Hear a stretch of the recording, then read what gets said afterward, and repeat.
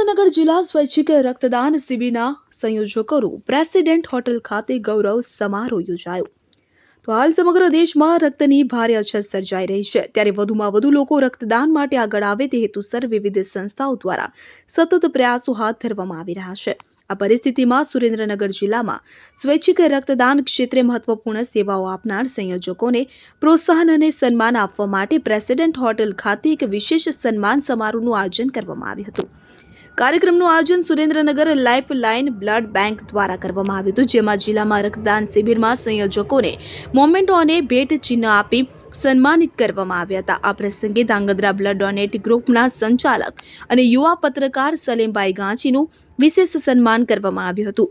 સલીમભાઈ ગાંચી છેલ્લા 5 વર્ષથી સમગ્ર સુરેન્દ્રનગર જિલ્લામાં નિસ્વાર્થ સેવાભાવથી રક્તદાન ક્ષેત્રે કાર્યરત છે। અત્યાર સુધીમાં તેઓ દ્વારા 4000થી વધુ રક્તની બોટલોનું લાઈવ દાન કરવામાં મહત્વપૂર્ણ યોગદાન આપ્યું છે। તેમની આ માનવસેવી કામગીરીને ધ્યાને લઈ સુરેન્દ્રનગર એ ડિવિઝનના પીએસઆઈ બીકે મારુડા દ્વારા તેમનું વિશેષ સન્માન કરવામાં આવ્યું હતું।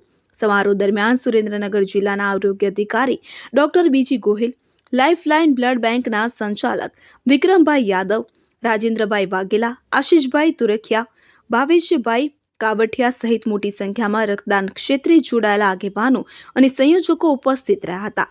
કાર્યક્રમ દરમિયાન વક્તાઓએ રક્તદાનના મહત્વ પર પ્રકાશ પાડતા જણાવ્યું હતું કે રક્તદાન એ મહાદાન છે। આવા સેવાભાવી કાર્યોથી અનેક જીવ બચી શકે છે। આ સન્માન સમારોહથી રક્તદાન ક્ષેત્રે કાર્યરત સ્વયંસેવકોમાં નવો ઉત્સાહ અને પ્રેરણા મળી છે।